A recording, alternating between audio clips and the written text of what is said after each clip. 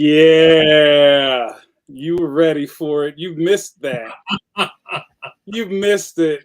What do they say, Mike? What I miss us. What happened to us? I miss this. Hello, everybody. Welcome back to Pencil to Pencil. Not P2, not P2 pencil. PTO pencil. Pencil. Welcome to PP Pencil. Welcome back to the weekly podcast live stream. See, I'm out of practice. Some time ago, we came to the conclusion that we're kind of not podcasting. This is more of a live stream experience where you get to hang out with expert cartoonists and ask them questions. Sometimes we have guests, and sometimes we do not. I think the three people on your screen, dear viewer, are worth the price of admission alone. Chef's kiss.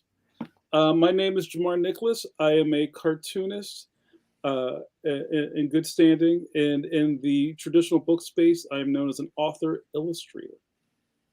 I have a series at Scholastic under the graphics imprint. Leon the Extraordinary is in stores now. A little bit before this time next year, the next book in the series will be out. Name to be announced. Very excited about it. And there's, I have a lot of travel dates, so we'll talk about that today as part of our episode. But I would be remiss if I did not introduce one of our fantastic co-hosts. You may know him as I got to do the belt motion. The world heavyweight champion of webcomics. You know him in these streets as Stone Cold Steve CONLEY. What's up, Steve CONLEY? Hello, gentlemen. So good to see you. Well, hello. My name is Steve CONLEY. I write and draw the webcomic The Middle Age, which you can read at middleagecomic.com. I also create TTRPG stuff like Intoximancy and Death Dealing, which I might mention that a little bit. Mm-hmm. But I think I would be remiss. That's the word. I'd be remiss if I did not introduce the Tower Power, the man of the hour, too sweet to be sour. Look at that shirt. This shirt's been Hawaiian shirt weather. Mr. Mike Manley. That shirt's majestic. Majestic Mike Manley. What's up? I like majestic Mike Manley. I like that. Mike, what's going on? Let's see what's going on. I'm working on the Phantom today. Oh, it's a Phantom Day. It's a Phantom Day, and I'll be finishing probably late tonight or very early tomorrow. I'll be finishing the strip. If I letter it late and everything, I usually try to give myself a little time to come back to it, to double check before I send stuff out. Mike, I always have questions, and one thing that I sometimes think some newer viewers may not be really up to speed on is kind of like what is on our drafting tables. First, I think that people have a problem just kind of recognizing that, wow, these guys are actually artists who are hosting a show. Like, I think those are two separate things, and that's why I kind of battle against the talking heads thing. That's why I put all this stuff up against the beginning of the show. But Mike, can you maybe tell us about some things that might get in the way of you not easily landing the plane on a week's batch of strips?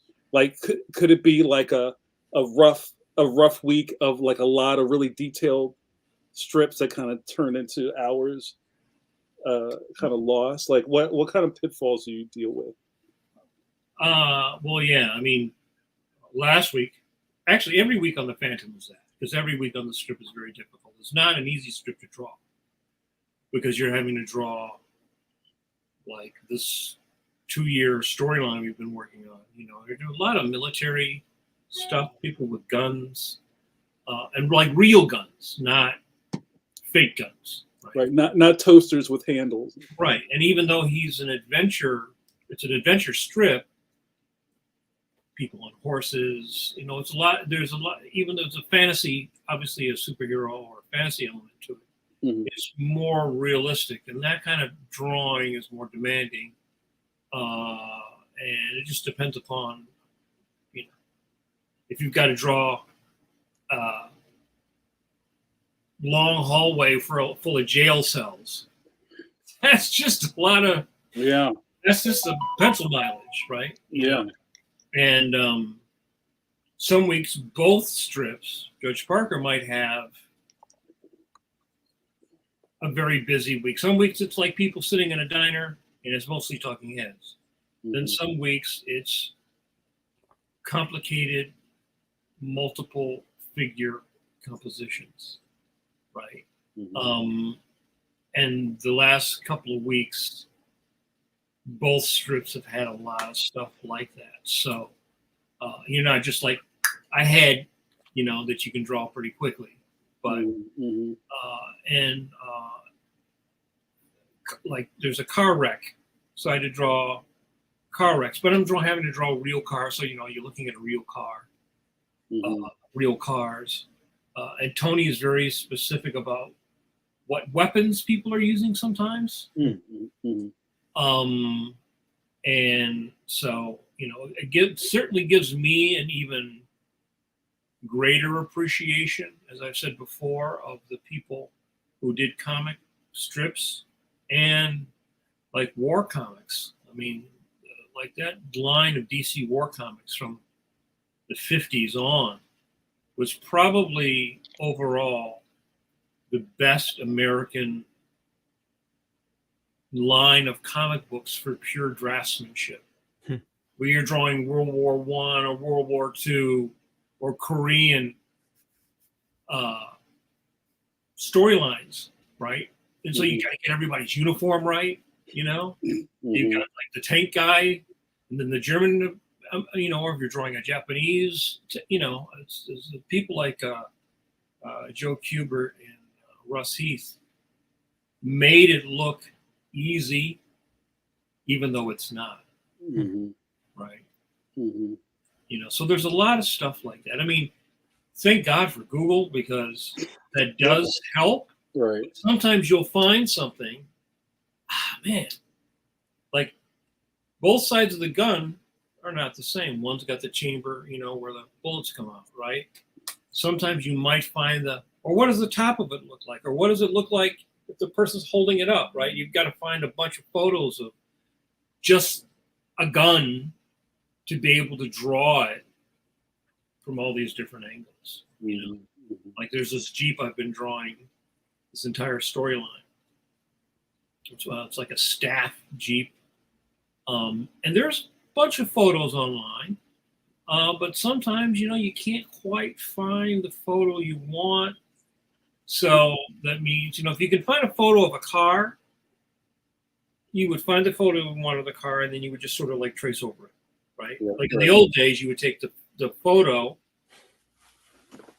and then you would put it in the artograph, which is a projector. You'd project it down and draw it, and then later ink it, right? Well, now with using stuff like Clip Studio, it kind of speeds it up, because you try to find the car from the angle you want, and then you draw over it. But still, drawing anything like a car is complicated. Sometimes you could find an angle that you want. Sometimes you can't. So like if say you were drawing a 1930 Rolls Royce, 1920s Rolls Royce, right? You can find a lot of pictures. So what I learned from guys like Al Williamson is, you go with the angle that fits what they would call swipe, your reference. Reference that you can either shoot yourself, or it's like, I have to draw a fancy Rolls Royce, right? They would find a picture of a Rolls Royce, an illustration, a photograph, something from a magazine, and then they would draw their panel using that swipe at the angle that they want. So sometimes you can't. Sometimes you need to draw an angle of, like going off a cliff or something, right? You're not going to have a photograph of a car coming at you in some sort of steep perspective. Then you have to fall back on your drawing chops. So every week it's like, and you read the script, and then you read it again. First you read it just to, this is what's happening. And then you read it again and go, okay. You have to start thinking right away, like, how am I going to make this exciting or clear? And then I got to find my reference. And, there's always that shift of like, well, I can't find the angle I want, so I got to draw it myself. Mm-hmm. So, and another question I had for you, Mike, in that vein is, it's not like the script is balanced in, I'm going to give Mike a couple of really hard strips to draw, and then we're just going to draw like the ocean, in strip 4, right? It's just like whatever serves the story, right? And sometimes you have, like, I don't know, longer days at the board, and sometimes shorter. there are never short days. They're all long days. That's something I try to tell people. Mm-hmm. That is the border of which, like that old Star Trek episode where they get to the edge of the universe and it's all this turbulence and stress, and is the ship going to be destroyed? That's actually what happens to everybody in the first couple of years, because you go from drawing what you like, how you like it, when you like it, and when you're tired, you go, oh, I'm going to go do something else. Right. But then when you have a job that says like you need to produce this stuff on deadline, there's a lot of days that I would not say that I love it. Overall love my job, but there are many days where you're just like, I would go watch an old TV show or an old movie, or Mm-hmm. read a book, or do something else, draw one of the Skull Kids or something. Mm-hmm. But you gotta sit in the chair and it's just like time in the seat. Time keeps, so it's slipping. And some people, that's a real difficult thing. Some people find that they just can't do it. They have, like, I don't know, ADHD or whatever. They just have like really bad working habits. They're disorganized. The Jimmy legs. Jimmy legs. If you have a family, or you're living with somebody else, or you've got a girlfriend or a wife, it's interesting whenever you read an interview with somebody who did this for a living for a long time. It was I think Cy Berry said it was like a 6-7 day a week job for him doing the Phantom. Yeah. Mm-hmm. Mm-hmm. And that always seems so, we always joke about, things like fan reaction and things when you tell them, like, just straight up realness, like 100% emoji, and they go, what? Well, I don't think anybody has unless you do this, right? Whenever you see a representation of this, right, it's never what it's like. When they would show on the old Wonderful World of Disney, they would show the animators, mm-hmm. Flipping the page with a Newport, right? It's sort of romanticized, right? It's made to look entertaining and visually interesting, and that's one thing I think about things like YouTube, where people see all this, or now on Instagram, or when you're people seeing reels, they see everything sped up, and they don't really have the layperson or the amateur doesn't really have an idea of what it really takes to do this. It's not like I just go, or you just and you just start drawing, and and then pencils down. It's not like that, mm-hmm. It's a lot more. Sometimes it's more thinking than it is even drawing. It's figuring out what you're going to draw, how you're going to draw it. Mm-hmm. Right? It's like it's like solving a problem. Mm-hmm. Right? Mm-hmm. And even more so in animation. Now, in animation, maybe the style is taken care of, because there's a style of the show and you have a model sheet, and all your designs, for the most part are pretty much provided for you, right? Right. But then you have to take the script, which can be interpreted a lot of different ways. And then you have to make the characters, you have to turn it into film. You have to turn it in and be aware of pacing and all these other things, which is different than the pacing in a comic book. Right? Comic books are way condensed. Right? The real estate is much smaller. Mm-hmm. And then you deal with acting, and a different kind of acting in a comic book as opposed to acting in, because you show every movement, you indicate every movement. You know, so Batman comes in, he picks us up, he looks at it, he's in, and then he looks at the back, and then he sees there's something there from the Joker, and he pulls it out, he looks at it, right? In comics, you might just have him having a panel of that, and then what's that? Next thing is a panel of him holding the thing with the Joker's face on it, right? Mm-hmm. But in animation, you would have more. There would be more connective tissue, Mm-hmm. you know? And again, depends upon the personality of the artist involved. So, Before we get started, and this is going to be a talky episode, you guys, where the three hosts are going to kick the ball around and revisit a couple of topics that we didn't finish. Thus, this being called the Part 2 episode. part But going back to before we lose your Phantom thread, you know the name Notorious JRD, J. Robert Deans from YouTube asks, Mike, is there a restriction on certain types of weapons that Phantom is not allowed to use for philosophical reasons, or is it all just restricted to the timeline of the story? Thank you, JRD. I mean, no. I guess the only thing maybe he wouldn't use might be a laser gun or something. I mean, we don't really go into that kind of fantasy, sci-fi kind of thing. I don't know. But no. The only thing I have had censored was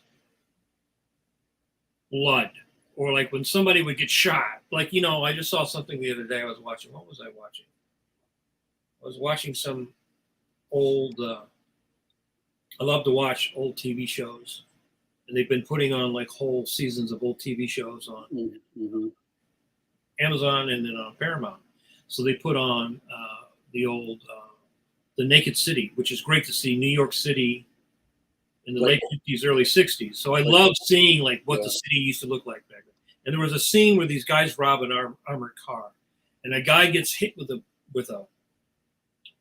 machine gun, right? Now in the old days, they would, now it'd be like, blood and guts and everything would be exploding, and the guy would be sitting there holding his intestines.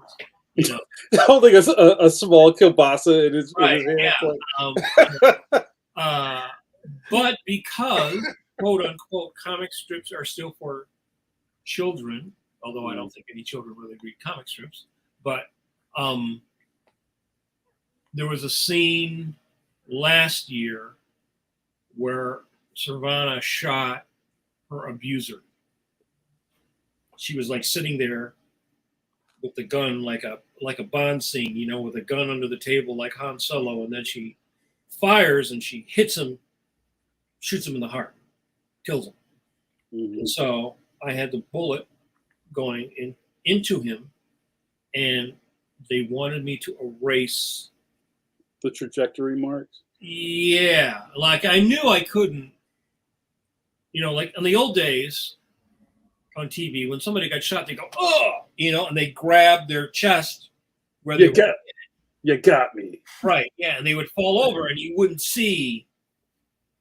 If you shoot somebody with an old 44 close range, you're gonna blow a big ass hole in them, right? Well, they couldn't do that in the old days, so it's still things like that. I've been called on for drawing the women too sexy. So still you have to watch. It's got to be pretty much G, maybe PG. Right. You can't really draw, you couldn't draw it as violent as an issue of the Punisher. Sure. Right. Okay. Thanks for that answer, Mike. And thank you, JRD. You guys, I'm very excited to be back live on stage with my favorite Wednesday group. And this elegant episode is called the part 2 episode because we have elegance. The elegance. Le car. Because there were a couple of really great sessions we had. One of them I wasn't here for because I was on the road. That was the cost of doing business, which I thought was a really fantastic episode. Or was it the other one I wasn't here for? Oh, Crash Course I wasn't here for. Right. And we want to try to wrap both of those up by just kind of giving both of those topics some more air tonight. And this would be great for anybody who's watching live. And we have a pretty robust crowd watching tonight. Throw in any questions that are related to either of those topics. Let's try to stay on topic tonight. So if you have questions about conventioneering from either side of the table, from exhibiting or from buying a ticket and going in or whatever, anything in between, I'd love to hear those questions and we'll try to get to them. And also the same thing about the cost of doing business, which is such a looming, scary, ominous, dark cloud conversation that's been going on for decades, to be honest. Because the goalposts keep shifting in our business. Like we've alluded to in old episodes. Some of my favorite war stories was Ask Mike, how did he get his full-size Xerox machine up the stairs into his house? Where somebody now would be like, what? You had a what in your house? You know what I'm saying? Or I have old books back here on getting into self-publishing your own comic book that said you can't be a professional cartoonist unless you have a facsimile machine. So you can see that things are kind of moving ahead, but it doesn't make the job any That's easier. all you needed was a Xerox machine. You'd actually be you would be so far ahead of all the things that you need to have now. I mean, you only needed to have, and you could get by without it. Right. It just made it difficult, right? Mm-hmm. Because when I first started, I didn't have one, right? But then every day is the deadline. It's like, oh, okay, am I going to be able to finish this page, go down into town, Yeah, find a place to park, run in, get the idiot inside to Xerox it in time. I mean, really, that person was like not swift some days, that they put it in on this one. And then like, oh, no, you got to make it darker. Darker? Yeah, you got to make it darker. It can't, it's too, the settings. It's like, oh my God. And then you'd have to run to FedEx at the airport, or you'd have to be home in time to box it up and call FedEx for them to come to your house and pick it up. So the Xerox machine made that much easier because it gave me, I would say, at least 3 extra hours. Yeah, and those are really heavy pieces of time when it's 2 PM, right? Right. At 5 o'clock is coming up real fast, and if you have to put pencils down to get in your car and drive up to the shopping center to get some, you could lose your day quickly that way. Right, or let's say you get downtown and you can't find a place to park because the place that I would go to, they closed also, I think, a little bit after, I think before 6. Yeah. So it was just like, it was like afternoon was always agita, it's like, I got to try to get this done so I can get down there, find a place to park. Can I find a place to park? Oh shit, I don't have any quarters. Well, I hope I don't get a ticket. It just made it, having a Xerox machine, which is like, made your life so much easier when it came to that. And of course, now everybody has the internet. But just think of what you need, right? So you need the scanner, Photoshop, internet. On a basic level, yeah. Basic, just basic. If you don't have a scanner, in fact, I was doing that offer of mentorship, and some people were like taking a photo of their thing. They took photos of their art. They didn't scan it. Photos of their art with their cell phone. Sure. When it was all warped and everything. And you see the breakfast in the background. And it's like, was it well lit? Like a good setting? A bowl of fruit? And then no. And it's sort of like, it's like, and we can even touch on that because that was sort of a very interesting experience. And I think we've also sort of turned a corner in many ways. Part of this job, a big part of this job, all the stuff we're talking about, is being very practical. Because you have to be a very practical person in order to be able to perform your work efficiently, right? Because it's not just for you, right? Everything you do is for somebody, some next stage, some other person, right? Everything that is being done, like if I don't do a good scan of the stuff and send it to King Features, well, then they can't use it. And they don't have the physical art. Right. I have the physical art, right? So a lot of people don't have that in their head even to begin with, like I need to present my work in a proper format. I need to present my work in a professional manner, right? There's just some basic professional things that you have to do, right? Like you don't take pictures of your work to submit to people with your cell phone. You would think that would be a 101 basic thing, but I can tell you that it's actually not. Right. You draw your comic book pages in the proportion of a standard comic book. Every page is not different. If you're doing a web comic, then I guess you draw it in the proportion that would fit on your cell phone. Mm-hmm. You don't do it that way. You do it this way. Right? There's a lot of real basic things. And again, these things are changing. These criteria of demands, technical demands on you are constantly changing because each new format, each client, like Steve deals with a bunch of different clients, right? And don't each one of your clients want something in a slightly different way? Yeah. Or you have to walk them through it if they don't know the formats. If they don't, depending on their experience, if they're in the comics field at all. If they're not in the comics field, then you have to explain comics to them. It's all about. What about those bubbles? Those bubbles that that people have, right? They get a thought balloons, and they're like, "Oh wait, that's get things go off the rails quickly." And it's that's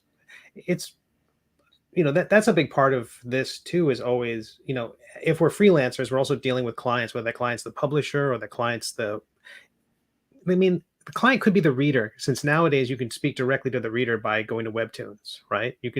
There's no filter between you and them. You post it and it's live and everyone can see it. So it's I don't know, we talk about these things often in a spinner rack context or in a old school context of having these kind of steps between us and the reader. But I guess more and more people are just cartoonists communicating directly to their audience.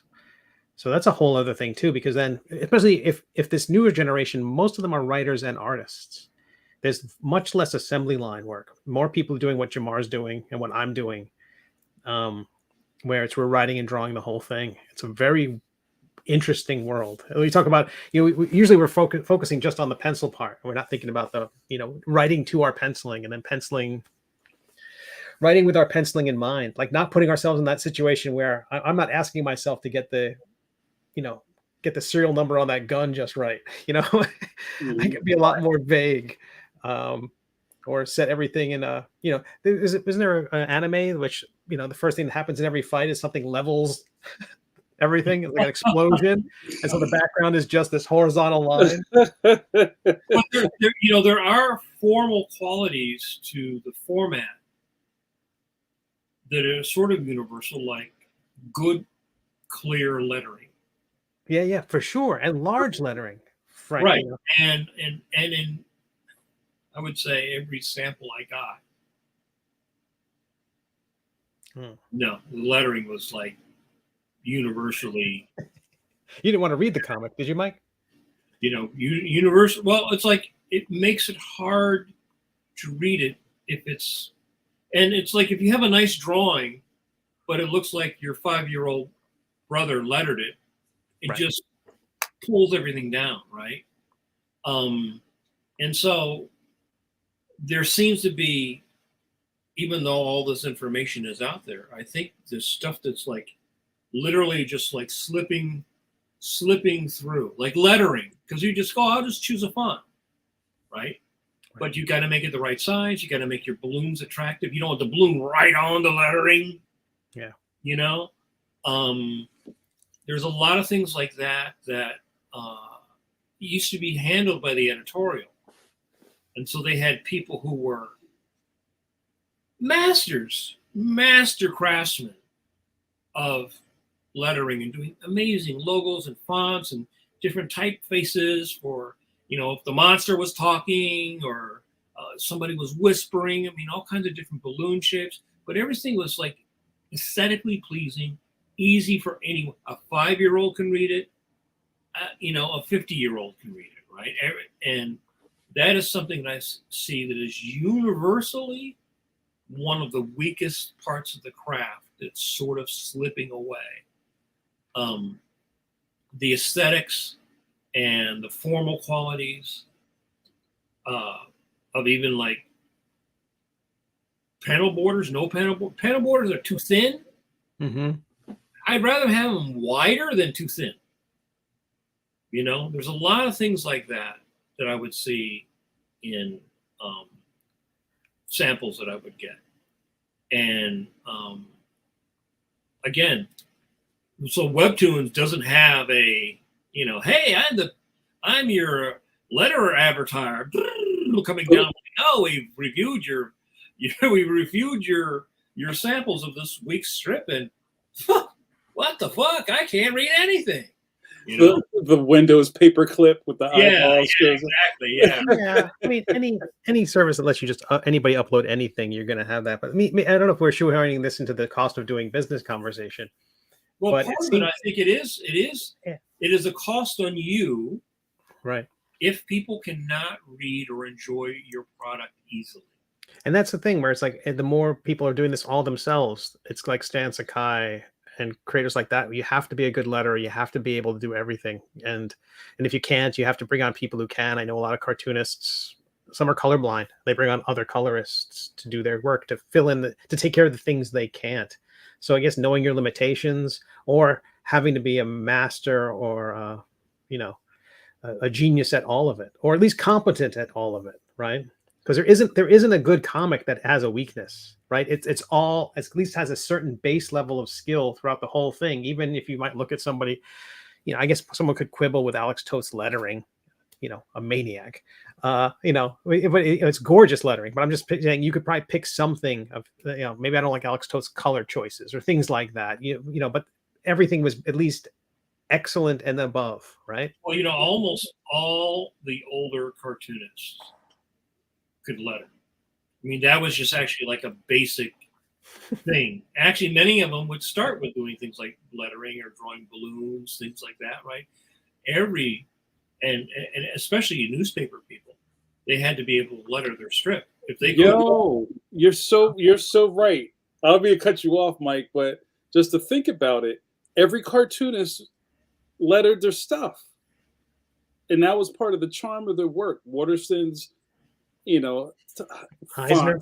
font as they call it now, because this is your hand lettering, was just as aesthetically important as the strip.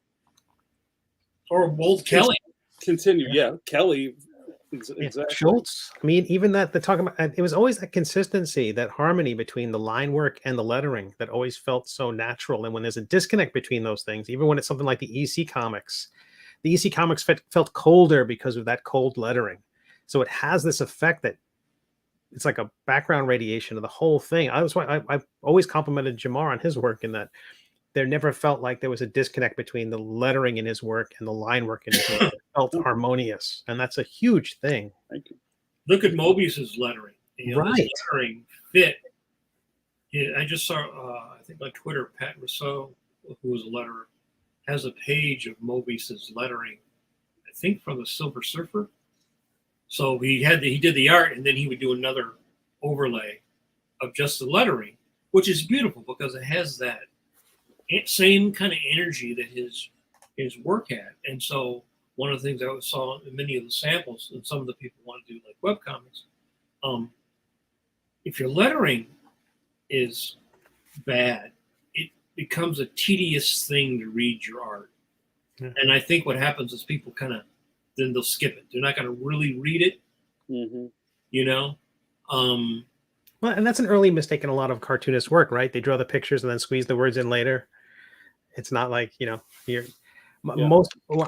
definitely start with putting the lettering in first, and then. Yes. Well, this is the way you should, right? You should, even working from a plot, I was told, and I'm trying to remember who told me, but you sort of try to leave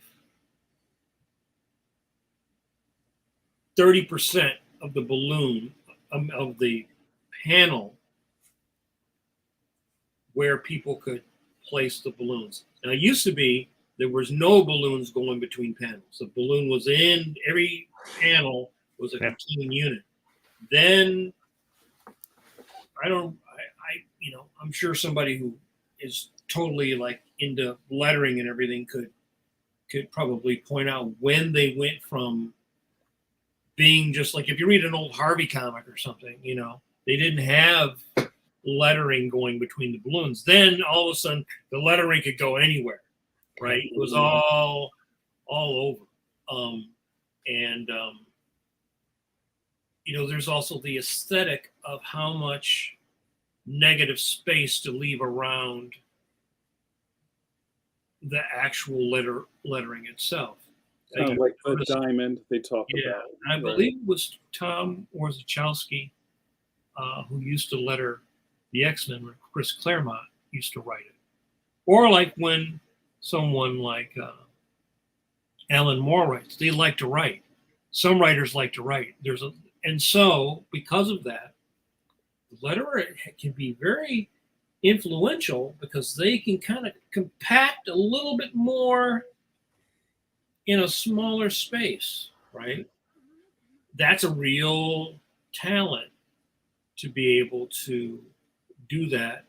And also, typically in my experience, you would get a plot, you would draw it, you'd send it in, the writer would write it, they'd make a Xerox, and they would do a rough balloon placement and send that along with the script to the letterer. Mm-hmm. Well, the letterer's got to take that, crappy scribble, and then, maybe make sure I'm not cutting this guy's eyeball off, having little decisions, So I think that there is a cost upon you as an artist if the presentation of your work to a client, which can be, a business person, or the reader, if you're doing it, like on Webtoons, there's a cost to you if the aesthetics are poor. Mm-hmm.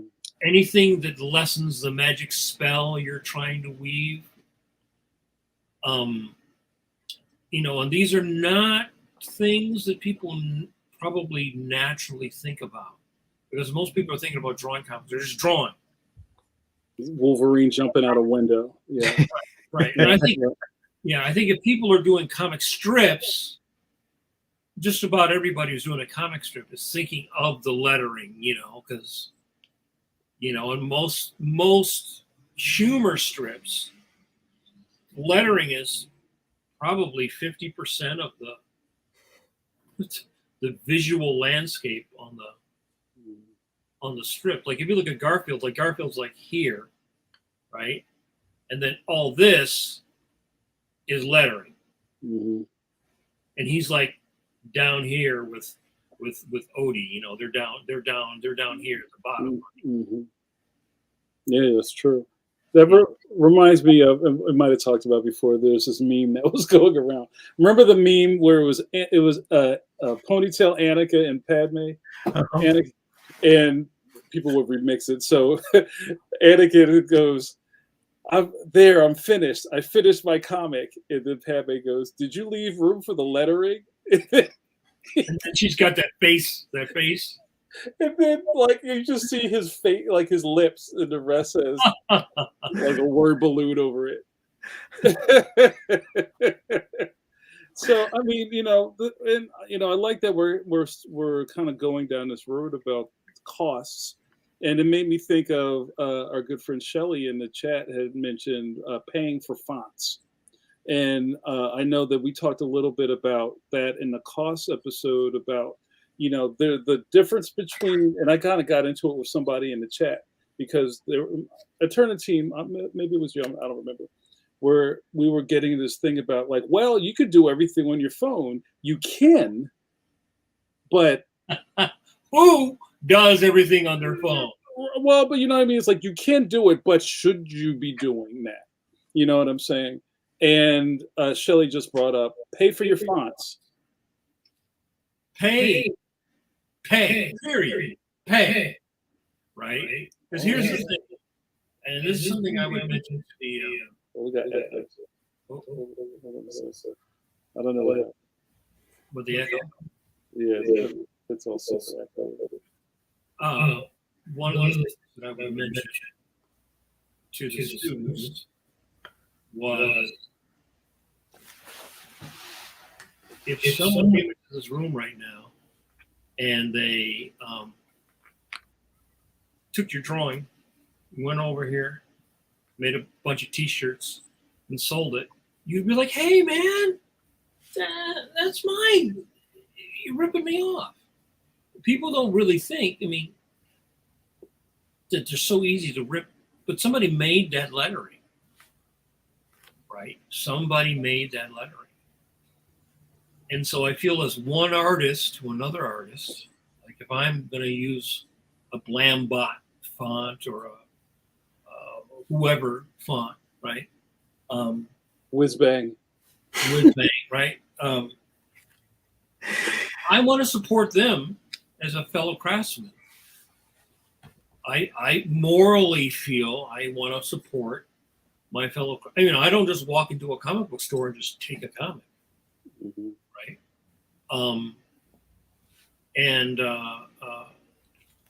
I think that's a big problem with digital, because it makes it so easy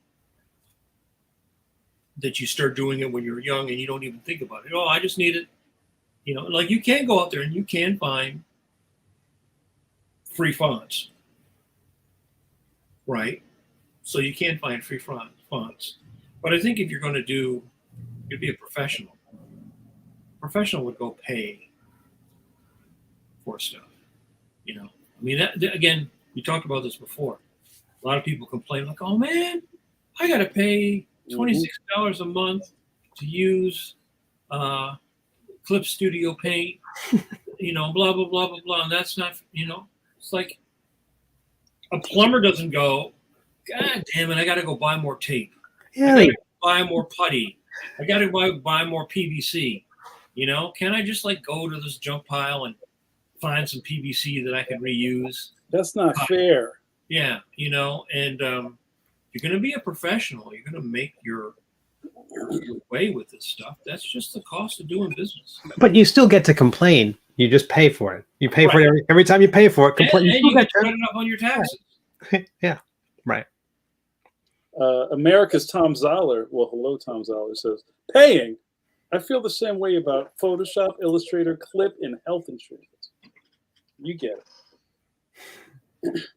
But yeah, so to that point, you know, that's, and sorry for the audio, we're a little all over the place. There's some parts of this that if you're thinking about your career as an almost like as a hobbyist who is now confronted with these real world costs, and it's a shock to them. And that's something that I hear a lot, and we're kind of bouncing around now. When you sometimes I'll see what's going on some message boards, and there are people complaining about how much a table costs at a convention. Why is this so expensive? Don't you know I'm an indie artist? You know, why is it so expensive? And that is also a cost, you know. And coming from a couple of different worlds, I would say things like, have you ever been to, like, I don't want to say a real convention, and you know what I'm saying? Have you been to a dentist convention? Like if you go to like the American Association of, I don't know, like ladder makers or something like that. Yes, I have, as a matter of fact. Are you're a step ladder?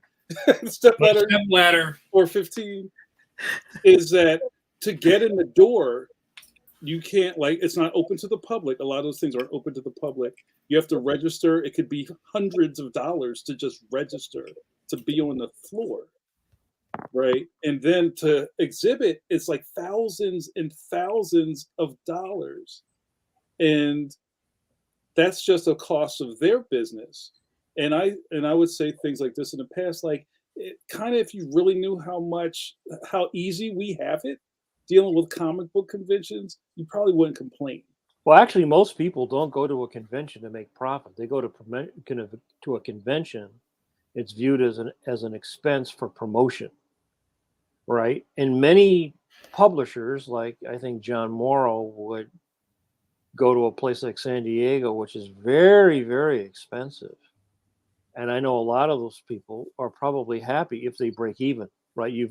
The cost of going is recuperated, and then you get the experience of being there, doing business, promotion, right? It's not, you know, artists think, oh, I'm going to go to this convention, I'm going to pay $300 for my table, I'm going to make $4,000, right? Some do, many don't. And what it really is an opportunity for you to promote your stuff, promote yourself, and do quote unquote business. Mm-hmm.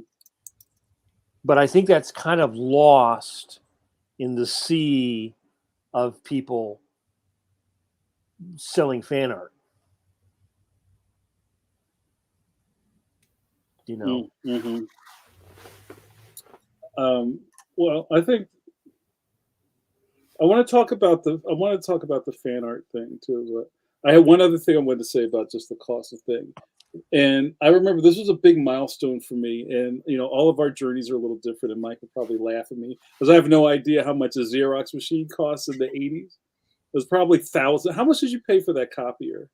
Thousands of dollars, right? 1983 or 84. I think I spent $3,900. And it's probably double that now or triple that now. Actually, it's actually cheaper now. You know, I mean, it's like my first laptop was like $1 million, right? And then now you can go buy the same thing, which is smaller and faster and everything. I mean, like RAM was incredibly expensive in 1994.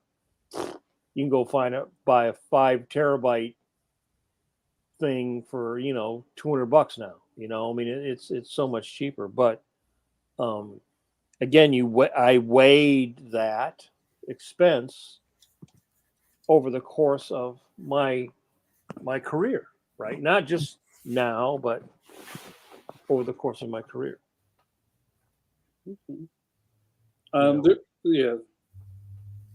My purchase, I remember my big, oh my God, I don't know if I should be doing this, but I got to do it. was I bought my first giant scanner. Mhm. And I'm still pissed that I had to put two behind its ear and kill it a couple of years back just because the drivers, and it was Like just Office Space, you're outside. just it became obsolete, like trying to find the SCSI thing and all of Mhm. those things was just gotten hard. But I think it was an Epson 836 XL, and it was a tabloid scanner 12 by 18. I felt like the footprint was bigger than 12 by 18 because the thing was a monster. It weighed 100 pounds. Yeah. And I think I paid with a coupon, I think it was like $750. And that was like, holy shit, what am I doing? Like, this piece of equipment is specifically to make comics. And things got really real for me when I pressed send on that letter. Yeah. Well, the other thing is that when you're buying technology, one of the things is to try to find out what is the what is the history of that particular product. Are you at the end of that product line, and they're going to come out with a new one next year? Because they might not make the driver for that, or the next operating system will come out, and all of a sudden none of your drivers work anymore, and it throws your. I mean, there's that whole other thing that I never had to deal with when I started. I just had to just have a pencil and a piece of paper, and if I had a Xerox machine, great. But now I was just having a problem with my backup drives the other day. I called the local Mac guy, and we were talking about with this computer, what I have on it, how old is it? If I switch over, now everything is USB-C, so I have to have all these adapters to use my tech because I don't want to have to go also buy a new Wacom tablet. It's like there's all that stuff you have to constantly be monitoring and juggling. And I'm sure, Steve, it's even more for you because you're dealing with all these different clients and you do website stuff. So I'm sure there's a constant flow of electronic things being thrown into the garbage. Yeah, I have a ton of extra stuff. I don't buy as much. It's the evolution isn't happening quite as quickly as it used to be. It used to be a thing where every 2 years, 3 years, you had to get something new. Things have leveled off a little bit, but I also think it's important. I try to keep my costs low. I don't try to buy new tech until I have to. I want to, I'm very much, I pay for my software. I pay for my fonts. If you're ever going to think about submitting your work for awards or things like that, or if it's going to get published in front of a lot of people, if you're doing it for a client specifically, you don't want to hand them something that's going to get them in trouble because you didn't get the rights to use that font. There's a lot, yeah, and it's a big concern. So you want to make sure you're doing everything above board, and but also I try. Big fan of keeping my costs down as best I can, so I can keep doing this freelance thing. It's been about 30 years of freelancing, and a lot of that was just making sure I didn't have when the bad times come, and they do come, that you're not sunk. Backup. That's the other thing. I mean, you have to have backup tech now, right? You can't just have one computer. You got to have a desktop and a laptop, because if your desktop goes down, you can still use your laptop. When your laptop goes down, you can still use your desktop. Yeah. And, and your studio might look like Sanford and Sons Incorporated because you have all this tech laying around, but it's necessary, right? It happens all the time. And that's just another cost. It's like the act of being prepared seems like you're what do you call it, like a doomsayer or something like that, but you just can't. That's just real. That's just real talk. Like I said, I just went through that thing where I looked at a bunch of people's submissions, and when I would reply to them, I would point out things like, you have to get a scanner, or you have to scan your work well. I mean, that's not doom talk. That's like real talk, because when you're dealing with other people, you're dealing with other clients, you're dealing with other artists, you're dealing with, That's just the way it's done. You would never say that in a restaurant, like, well, I've got to constantly be washing my hands and taking care of all this prep work and all this. I mean, every profession has their version of that. Right. The chef can't come out to the floor and go, sorry, I forgot my knives. I mean, I know guys who do construction, and they have all their shit. They've got a whole truck full of. When the guy came and replaced my toilet, he had a whole truck full of stuff. Right. When Len the plumber pulls up, he got a whole truck full of stuff. And if he doesn't have it in his truck, like when the guys redid my roof or redid the front the sun porch, they had to go back to their garage and get the stuff. And if they didn't have there, they had to go to wherever they go to get their stuff and get stuff. I mean, every profession has that. We can't be in an exception because we're artists, twirling our mustaches. Yeah, and I mean, I guess there's really no other way to do that unless you learn by your mistakes. You get caught with your pants down enough, you learn to bring an extra pair of pants. But you don't want that mistake to cost you an opportunity. What I said the other day on my Facebook, I believe this 1,000%. What people call luck is preparation meeting opportunity. And when that opportunity comes and you are not prepared, that might be it. You may not get that opportunity again. You may blow an opportunity because you were not prepared. And it might be something simple like having the right font.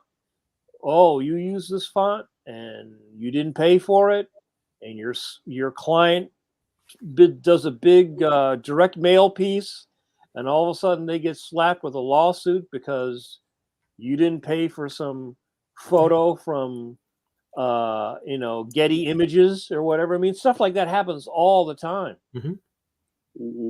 And also, what about turning in work that has watermarks on it from the free version, the trial version, or just actual watermarks, coffee stains. Somebody said coffee stains earlier, but like all those kind of things is like, why are there watermarks all over this? Oh, well, I wasn't going to pay for the license. Yeah. I mean, there's you just have to. To me, it's part of thinking of yourself as a professional, and who are the people that you admire, right? Like who are your heroes? All of my heroes that I admire JAMAR Nicholas was an amazing, cunning businessman. And that's why today he orbits the Earth in a solid gold satellite. Hey, what can I say? Right. That beard there, you think that's white? That's actually silver. Pure platinum. That's stardust. That's right. Gold pressed platinum. That's right. That is. So before we run out of time, because we're just kind of riffing here, I wanted to go back to the convention thing. So on my side of the fence, I almost feel like we're Joan Rivers and we have to kind of talk about being at the Borgata Hotel and Spa, July 13th, 14th, and 15th. I'm going to be at Springfield Comic Con in lovely Massachusetts this weekend. Which Springfield? Yeah, the Simpsons Springfield. And I was saying in the green room that there's parts of me that is woefully out of practice of exhibiting. Before all of this, traditional book deal stuff happened, I was straight up doing comic book shows. Schlepping. Right. Yeah. Schlepping, yeah. And now I feel like my rig is a little off. When I was at Baltimore last year debuting Leon, I think I might have said this, I was sitting behind my table like, where's my scissors? Didn't Where's my? Didn't I have duct tape? Like I was like starting over. Did So you have a kit like a box with your like a little tackle box? Absolutely, a shoebox full of stuff. yeah, I have. Well, I used to have a really great hockey bag that I bought years ago because I was doing a lot of schlepping to New York to the Javits and trying to get that thing on the Bolt bus and down the street was a bear. But I had this really I had this really big hockey bag that had a false bottom on it. And I just kind of kept it all in the studio, all the things that I needed. And I'll try that. It's worse. I tried to just keep everything together, and now I don't have that anymore. So it's just trying to refine where all my stuff is so I don't forget anything. And I've almost turned it into like a wallet, watch, spectacles, testicles thing. Like I have my square that's charged. I have my books. I have something to stand the books on. I have the tablecloth. I have my banner, and we'll figure it out from there. That's your basic. Say it again, Mike. That's your basic. That's my base. And some of the things I just don't bring anymore because I kind of don't. They don't really sell well, or I don't really need the extra weight. Like Pens? Do you have like your set of gold pens, silver pens, black pens? yeah, I have my this will trigger JRD. I have my tackle box of markers that I never put in some sort of color order that gives JRD seizures anytime he sees it. And then I have just like my like makeup bag with my drawing pins in it, and that's kind of it. So, but one of the things I wanted to talk about was, anybody that's going to be exhibiting, especially for the first time, just kind of know that there's some things you just need to have with you before you set up. And some of those things we already talked about in the last episode. But some things that I was thinking about while I was walking the dog is having tablecloths for your table. Sometimes you go to a show and they don't have tablecloths or they don't have any dressing. It's always great to be drawing and get those splinters in your forearms. Yeah, those ECW press tables, they really mess your wrists up. Have a tablecloth, try to get it pressed if at least looks presentable. No stains. And I also love when people bring an extra tablecloth to cover their stuff up with at the end of the day. Because a lot of people don't totally break all their stuff down if it's like a multi-day show. So you might have your extra tablecloth to cover up your stuff for the night. You better be running. You got to be running to get there before they open it up. People go to my table. Oh, this must be free. Right. But there's also, it's just you don't know. And you hear every show, somebody's on Facebook like, somebody stole original artwork off of St. Kevin's table. Or did you see this thing? If this winds up on Comic Art L, you need to tell somebody because that was stolen. That happens all the time. But I'm paranoid about that. Yeah, another great rule of the road is if you have like stuff that is important to you, you take it with you at the end of the show. Oh yeah, yeah. Right. Like Mike, you're not leaving your. I'm not leaving my art in the room. Yeah. If I have to step away to go to the bathroom, I am moving things behind the table and getting stuff away from the. Yeah. It's great if you have a buddy, a table buddy, or an assistant, or you can be like Jamar and I often would be next to each other or something at a show. Then you can cover for the other person. But yeah, no, I'm always paranoid. I there's that part of me that always feels like it was like even when I was in art school, that if you left your paint box and then you went to lunch, it was like that little termite that was in the Pink Panther things would come and and that actually happened a few times. People would steal somebody's stuff. Mm-hmm. People got their stuff poached. Somebody poached a painting. Yeah. They would take people's paintings, resurface them. But yeah, I would say it's better to be paranoid and safe and not lose your stuff. And then I think the square is the big thing today because most people will be happy to pay with the square, or you got to have a big stack to make change.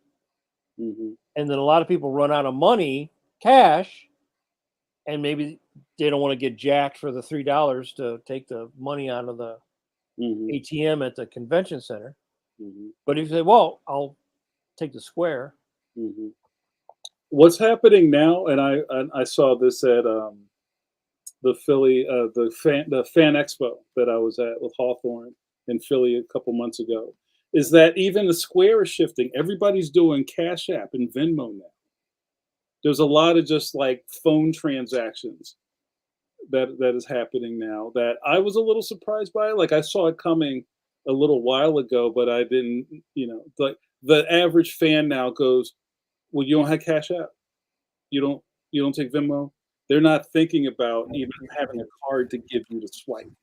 Or I've seen, people put their wrist, their watch up to your booper, or you know what I'm saying. So even that is starting to shift, and just having cash is starting to not be the wave anymore. So something to really be aware of, and I'll give props to America's Tom Zoller, who was like the king of Square app a while ago. Sometimes I'd be like, "Yo, Tom, I don't have a Square." Tom Zoller always has a Square to spare. But you understand how important having this portal on the show floor is.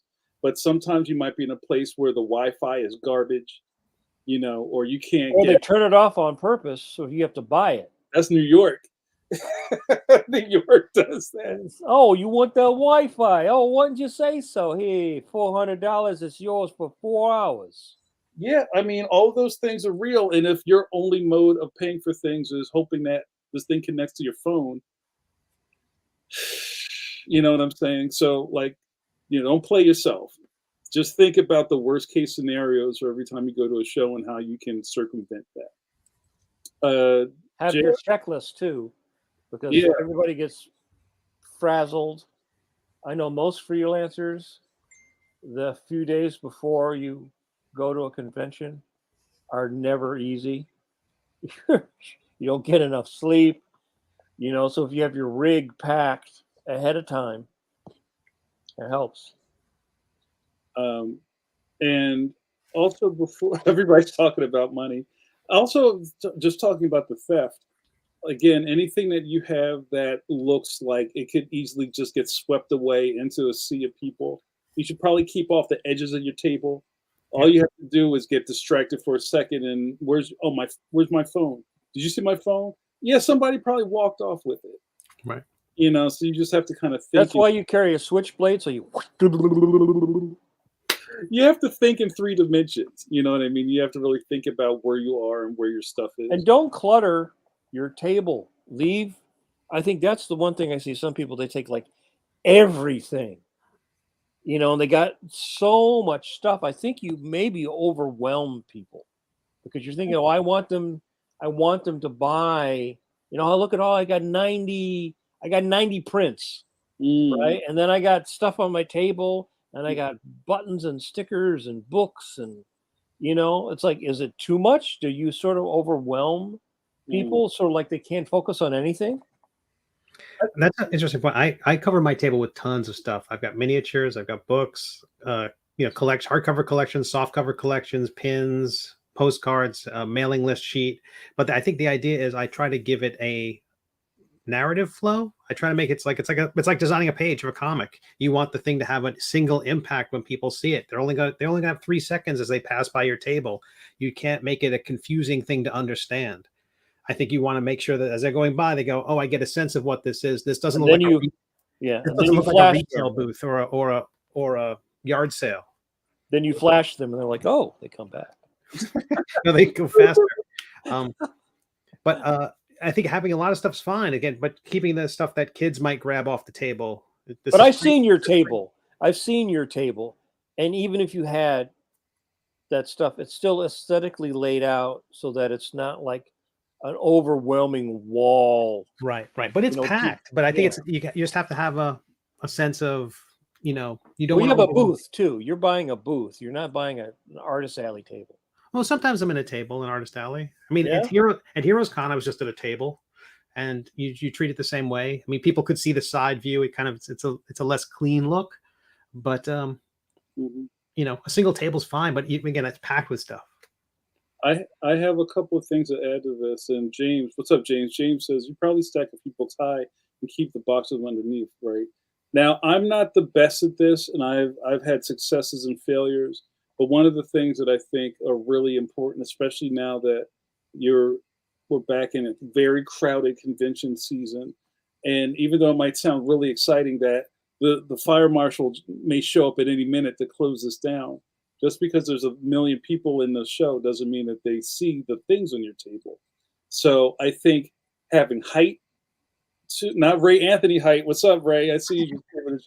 Having height on your table is important. Like you may have some stuff flat on the table, but also things that are standing up, so people can see it from a distance. Even and Mike has one of these a table a skirt banner for the front of your table. So depending on where you set up, that may just not get used at all because no one can see past your trunk.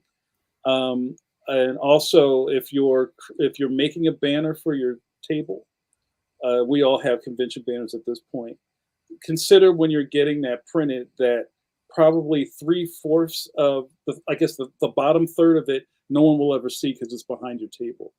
So try to put the most important information at the highest points. Make it like a dotted outline for where you will be sitting in front of it. I got stuck outline with my bucket hat.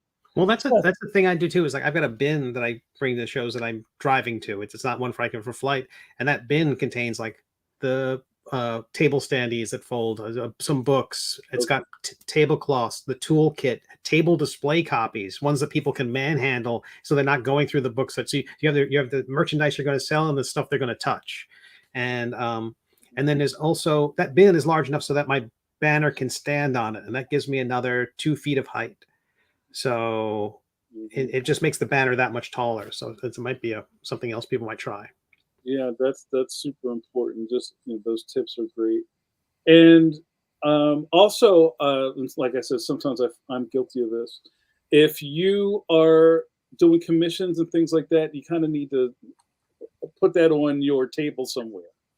It could be part of your banner. You might have a separate banner that just talks about the rules of the road for dealing with you. No eye contact. That's right. No eye contact.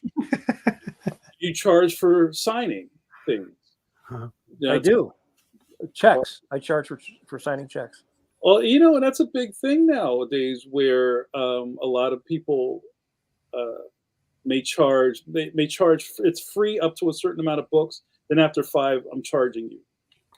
Or don't show up with a wheelbarrow in a short box full of Mike's books because he's going to get pissed.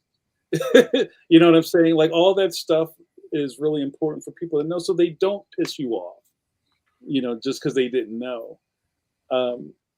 Yeah, I mean, I think, what was it, about 7 or 8 years ago that everybody started, I think it was Neil Adams started the signing thing, charging for signing. And I don't.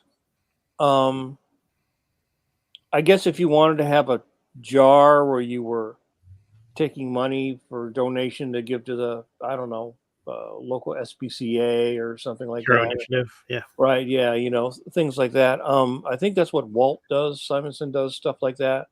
But if you got 10 copies, your personal copies of stuff, I'm happy to sign that. It's when the dealers would sometimes go, well, here's all these Marvel cards, because I did a bunch of different series of cards. Well, here's 90. And it's like, if it was somebody's personal collection, I would probably sign all 90 if I'm just sitting there and doing nothing else. But, if you're going to sign it for this person and then they're going to flip it, to eBay. Yeah. Yeah. And I guess I feel sort of the same way about the CGC or whatever we talked about, that I don't, I think a lot of that stuff is just a way of kind of ripping people off. You know, again, it's like all these weird certificates to say that the thing that you did was you doing the thing. It's like, no, me doing the thing is the thing. That's it. That's what you get. You know, I don't want to have to sign something else that said that I signed it. You know, if it means something to you, then, you know, Jack Kirby signed stuff for me, right? When I met him. And I still have those comics, right? He signs some of my favorite issues of the Fantastic Four. I didn't feel then that I needed to go and have some organization, you know, with a jeweler's loop. right? Go, that K looks a little suspicious, you know. But that's just me. I know other people are happy to do it, but that's just me. A comment about having someone come up with 90 cards, Jamar, that was something you were talking about, like the kind of what we'd hope for the people who come up to the table, right? That sort of what's the etiquette of approaching someone, and what do you hope for? What's the what's the worst case scenarios? Like, don't put your drink on someone's table ever. When you flip my art, when you flip through the art, put it back. Oh. Right? Just don't, like, you know, hold it by the edge. Right. Don't put your big fried chicken eating fingers all over the pages, right? You know, just be respectful, right? The chicken wing in my mouth as I'm yeah. You know, don't. If you're looking at something, you say this is your table. My drawing table is almost as long as some tables you get in Artist Alley, or at a show. Stand to a side so the person can still do business. I'm happy to talk to you while you look at something, or I'm doing a sketch, or I'm signing something for something. Just, it's like common sense, you know. It's like, don't loom over somebody. You know, there's that thing we all know about some fans, you know, when they're in their element, and they're very excited, they don't know when to, you know, disengage, you know. Yeah, and on the positive side, there are some fans who come up and they will always have their head on a swivel, and like if someone's going to come up to the table, they'll step aside and they actually start talking up your work. Oh, you should buy this. This is really funny. You know, that is like the greatest thing in the world. I mean, it's not. I mean, I can't really.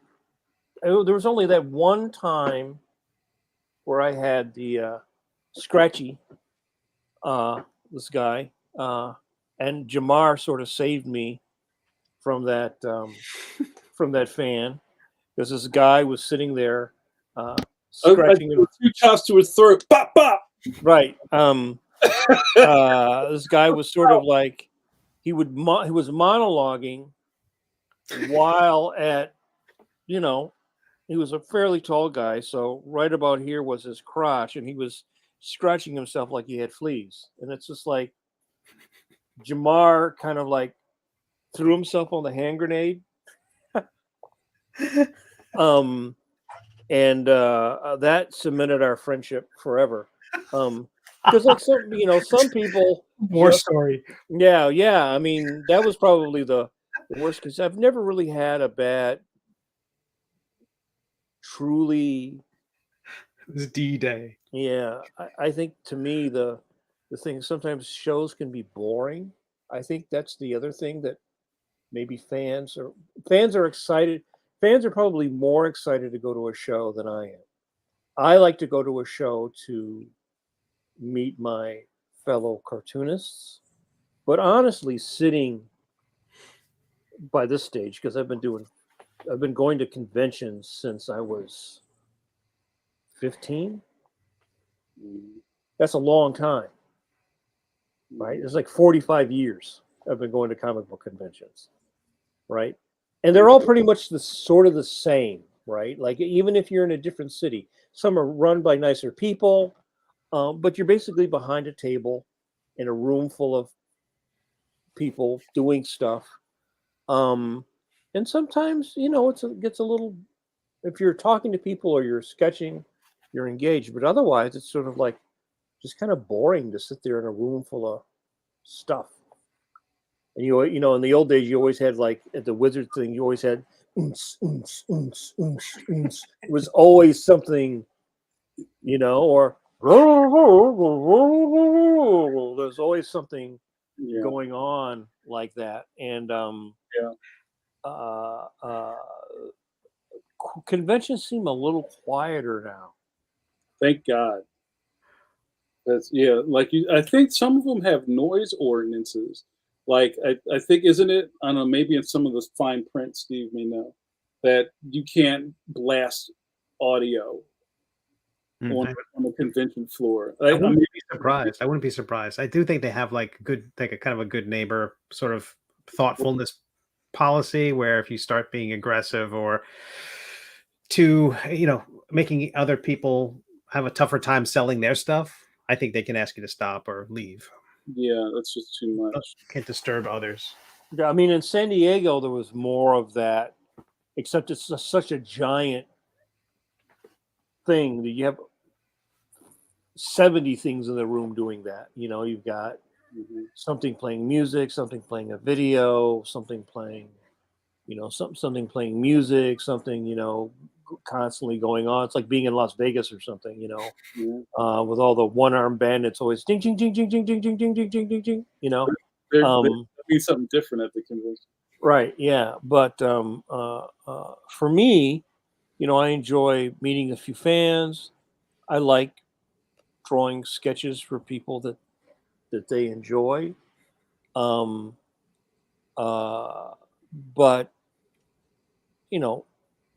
if I go to Miami or I go to New York, or you don't really get a chance to see. If you go a couple days before and you're staying a couple days after, you kind of get to see the city. I did that the first San Diego, but otherwise, it's like you get up, you eat, you race to the show.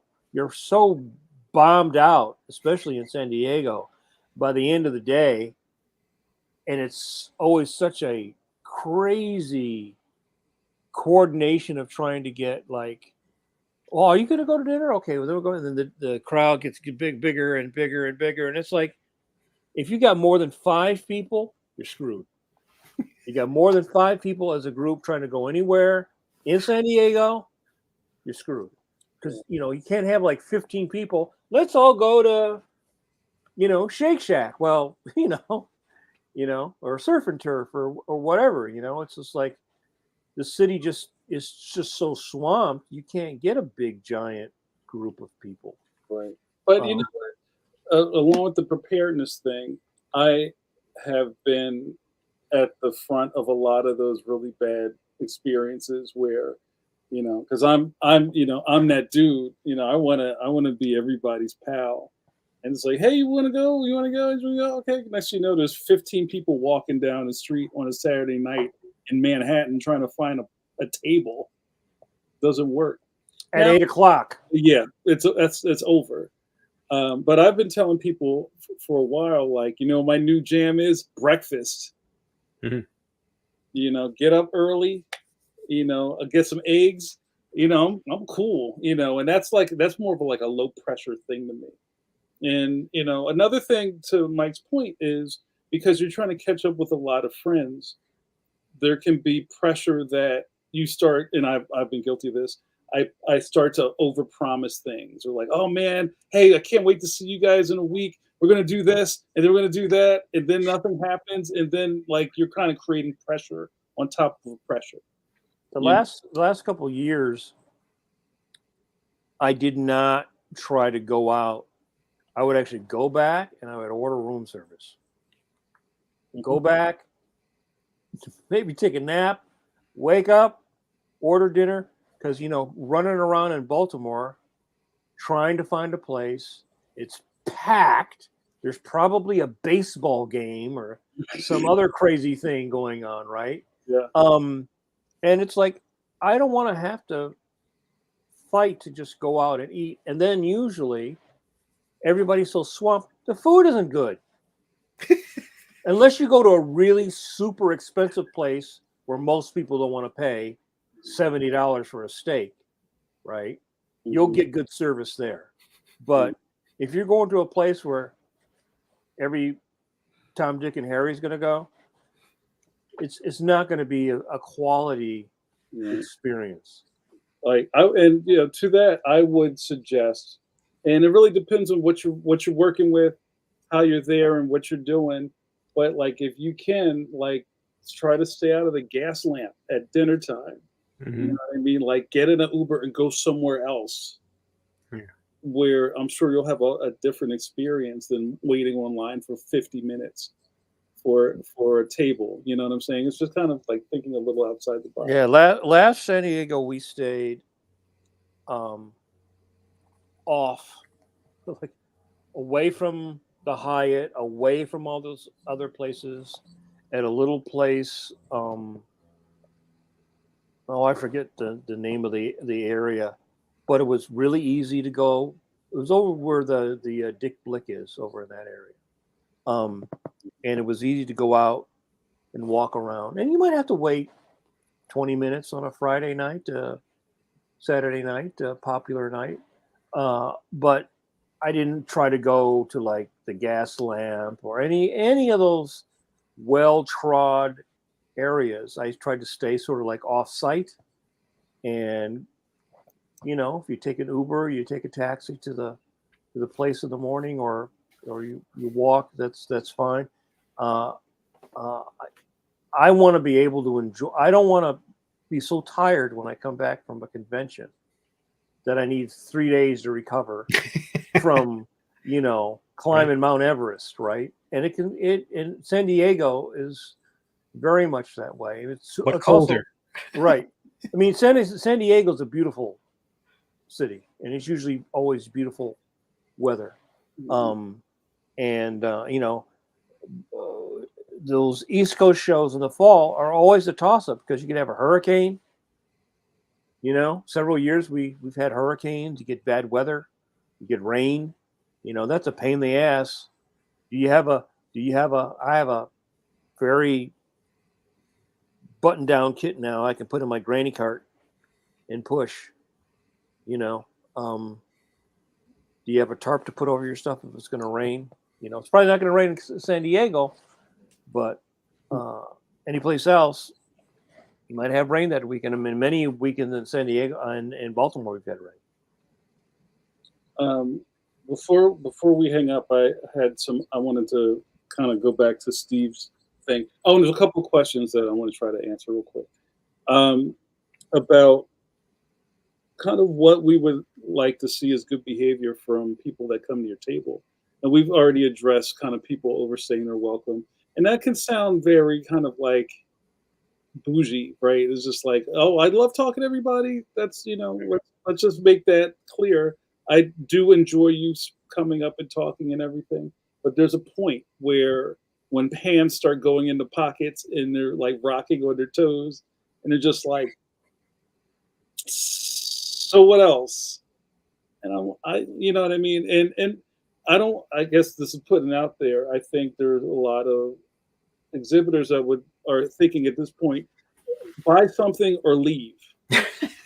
You know, like, let's just keep it, you know what I'm saying? It's like, I talked to you. It was fantastic. I know your aunt's maiden name. It's all good. But so what's the next part of this? You know what I mean? And, you know, and I think Ray said something to it. I think this is great. If you hang out as long as you want, if you're at least helping move product, or you get out of the way when other people show up, or you're not, you know, I think the worst thing is to watch people walk by your table because this guy won't read the room. Right. And see that people are trying to like get in, or somebody's like reaching around him trying to look at the stuff, and he's just like this. Yeah. You know, so just kind of like, you know, be aware of that stuff. I would like to also add, because I've seen this a lot, like I was at Fan Expo with Hawthorne a couple of weeks ago. People who are asking for commissions, and I don't know if everybody feels the same way. I don't do a million commissions, but I started doing things like this just to kind of keep the pressure off of me. Is, you know, leave your cell phone number. or something when you and pay half up front, because I've also went home with stuff that I didn't get paid for that I drew that people never picked up. Either people usually they'll pay for the whole thing up front or half or something just to protect yourself. And give me your cell phone number. When it's ready, I'll text you. So you don't have to keep hovering around or orbiting around the table every 10 minutes asking if it's done yet, like it's a pizza. I don't really have people doing that. I mean, and I'm pretty good at being able to tell them when it will be done, but I get my money up front. If I'm going to sit there at the show and draw a commission, and that person decides, well, they're not going to come back, well, I could have drawn another commission. Yeah, I've been chastised for that because I would only charge at the end, and the last show I was at, I've been chastised by a number of other artists that charge up front. Yeah, I always charge up front. I do that for I do that for the commissions I'm working on now. You want me to draw it, you pay me. You're not gonna, I'm not gonna draw it, spend my Saturday drawing commissions, and then like, yeah, well, no. No. When the guys came and worked on my house, it was like 50% up front. I mean, that was like thousands of dollars, right? Any contractor is going to get a deposit. If he's going to go out and buy the lumber or the windows or the whatever, he wants at least a third, sometimes more up front. How do you guys handle when someone starts haggling with you on your price? I don't really have people haggling. I go, this is what I charge. If it's too much, okay. You want me to just draw ahead? It's this much money. If you want it full figure, it's this much money. If you want something that looks like a comic book cover, you got to pay me what it costs to draw a comic book cover. And I don't care if it's on a sketch cover. It's not the size, it's the complexity of the issue, right? That's something I explain to everyone. If you want, and I don't like to do just like shitty little quick Sharpie, drawing. I want to do a nice drawing. I want to enjoy doing the drawing. Your sound effects have been on point tonight, Mike. I just want you to know that. And if it's too much, hey, I understand. I think my prices, I actually raised my prices the last couple of years, seeing based upon what other people were charging. And again, I understand if it's too expensive, fine. I still have plenty. I've got like 3 outstanding commissions I got to work on now because I got sick last week. So I was sick for a couple of days. So now I'm like behind the 8 ball a little bit. But I try to be accommodating, be nice. I don't have like a big ego. You don't have to call me Mr. Manley or any. It's like when people call me Mr. Manley, I think they're talking about my dad. And so pretty much be a low maintenance fee. If you paid me and you had to leave and you couldn't come back and get in contact with me and I'll mail it to you. Right. I mean, I'm an easy person to get in contact with. Mm-hmm. Right. So it wouldn't be hard. And I think then that way everybody is happy. I know like some guys have a list and they go like, well, I'm gonna only be able to do 8 today, or only going to be able to do 8 over the weekend. And I think that's probably a good thing to know how long it's going to take you to do something. Like I remember, this is years ago now, at the WonderCon with Bruce Timm. He was sitting at my table. And, Bruce is very fast. Most guys who work in animation are very fast. And when people saw this Bruce, like, oh, hey, I want a Harley, I want a this. And he'd sit there and he was taking my markers and he was sitting there and he didn't bring any of his shit. So he was using my stuff. He like sat there and probably drew 4 times as many as I did, made a big wad of cash, and I think went over to Albert Moy and bought like a bunch of Frank Robbins originals or something. Hmm. You know, In in a fact, when $70 state. in fact, when I saw him in last time I did San Diego, and gosh, I hadn't seen Bruce in probably 20 years. He was sitting there just doing like $20 head sketches. So whatever sketch you want. So I think I got Mimi a Harley sketch or something, you know, and he was just making, you know, art. Yeah, I think he was sitting next to Art Adams, you know, and Art does beautiful work. And if you get a sketch from him, like there's some guys who would do a con sketch, and if you get a book, you flip through the book, it's like, oh, you know, it's like if I'm in a book, I don't want people like, that's drawing by Manley sucks ass. Right? You don't want to be embarrassed. So, and I think we've entered a different time where fans, my fans are older, right? So they were buying my stuff in the 80s and you were 15. Well, you're in your 40s now. You're making more money.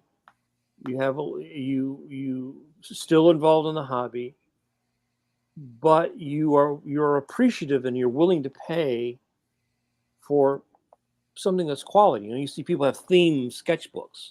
Well, you can work in this theme book. You can work in this theme book. So I think we're also in a different era of people going to conventions, because mostly the people who are coming to see us are in their 40s, right? People who are in their 20s are not coming to see us. People in their 40s that are coming to see us, because people in their 20s are not reading the material that we're doing, unless we're probably doing like a webtoon. But the amount of 20-year-olds that I see at a convention, you know, getting a sketch from, you know, Neil Adams would be most of the people I see getting a sketch from Neil would be like gray hairs or people my age, you know, or maybe like your guys' age, you know, a little bit younger. So those people also appreciate things in a little bit of a different way than someone who is going to Artist Alley. I should have asked her to come on. Maybe we can ask her to come on. My assistant, my friend Liang, she's been doing a lot of shows. But you know, you do like the anime show. People are younger. They're more the casual fan, I would say. So they're buying fan art. Oh, I want this thing of Naruto or One Piece or whatever the new anime thing is. They're buying because they like the image, but it's different than buying something from Walt Simonson or Frank Cho. It's a different relationship. You know, it's like you're going by these stalls, and each one of these stalls has a bunch of images, fan art generated by an artist. And it's like, oh, I like that drawing of that character from that show. I like doing this thing, right? They're not invested in you, the artist. They're invested in the character, right? And one of the things I say to younger artists about doing the fan art is that that's fine. People like doing it. It can be fun. I do my own fan art, right? It can be fun. But the reality is, when you produce, majority of your work is produced as fan art, you cannot repurpose it somewhere else. You cannot make a book of it. These companies especially Disney and these big media companies, scour the internet. And they will shut down people's Etsy sites, eBay sites. They will make you take stuff down. So the value of your work is only as good as long as you can go and do a show with your stall open, selling your stuff.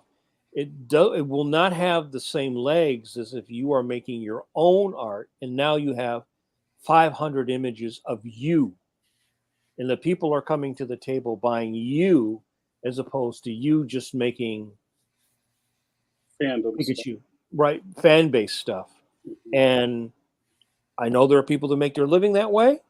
They're mostly younger people, but I don't know if there's any 50-year-old people just doing fan art, you know? Mm-hmm. All right, before we get lost in the weeds, because we're over time already. This was such a nice, breezy conversation, and it's always good catching up with my bros. The chat is jumping. We got some superstars, as always, that show up and add to the conversation. Good seeing Ray Anthony Height. We haven't seen Ray in a while. Good to see you. But I'm going to do a quick question palooza because these people have been waiting patiently, and then we'll get out of here. How's that sound? You know the bull, Bill O'Donnell. What up, Bill? Bill says, question for the group. Was there ever an aha trick you learned from another artist that helped you become a faster or more effective storyteller? Here, somebody brought this up. I think, Mike, in one of your fantastic Facebook conversations you've been having the last couple of weeks. My life changed when I started using a rolling ruler. Oh yeah, I think Howard mentioned that the other day. Anytime I see one of those laying around, I just cop one. Uh-huh. I love rolling rulers. I saw a whole demo by Sid Mead with a rolling ruler, and he was using that to draw and then to like paint, get all the diagonal line, all the drafting lines, Yeah. So yeah, you can. That's a good tool. That's a good tool. That's the other thing, I guess, I can mention about seeing the samples. Use proper tools. Have a triangle. Have a mechanical pencil. I mean, I've talked about all this on my Facebook. That's very essential to use good tools for good draftsmanship. If you're a heavy-handed penciler and you're not good at diligently sharpening your number 2 pencil all the time, get a mechanical pencil. That's one of the things I did early on. So that does save time. Having a set of ellipse templates, that's good. I have a whole drawer of them. And Mike, didn't you said this, and some other people have done this. I haven't gotten up the nerve to do this. You'll actually put a straight edge on your tablet and draw with it instead of using the line tool. Right, because then I can craft a line, right? I can just take the drafting tool in Clip Studio and you do it all mechanically, right? But it tends to make everything look like a blueprint, right? And I don't. I mean, when I ink in Clip, I'm crafting a line anyway because it's not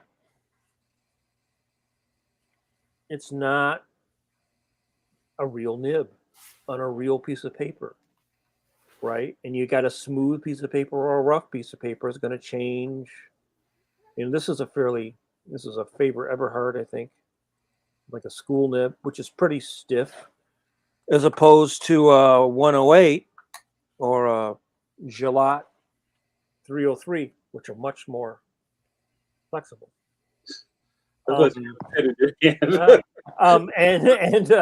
Just like go like that. So I have to craft my line digitally. I don't craft a line when I ink with traditional tools. So again, it's the aesthetic you want your artwork to have, the finish you want your artwork to have. Yeah, the bit of advice that I was that Wally Wood line about when in doubt, black it out. The idea of silhouetting something or having something in shadow, as a way to, that means speeds up the inking process. If you can have a panel in silhouette, it also looks cool. It looks really cool too. It can feel a little lazy. You don't want to overdo it, but I think judiciously, it also leaves a lot of room for dialogue. So. Well, the last couple of weeks in Judge Parker, which will be starting this week, the characters are in the woods at night, and so I do several panels where it's just the silhouettes at night. Perfect. But you can still see their attitude and their posing and everything. Yeah, really dramatic. Yeah. So again, it depends upon what you are interested in, right? What kind of art are you interested in? I mean, that question goes to personality, right? Like some people loved lines. They love Franklin Booth, or they like, they like detail. So everything that they're doing or their aesthetic is going to be about detail, right? And so the tools you would use or the techniques you would use would be ones that lent themselves to detail,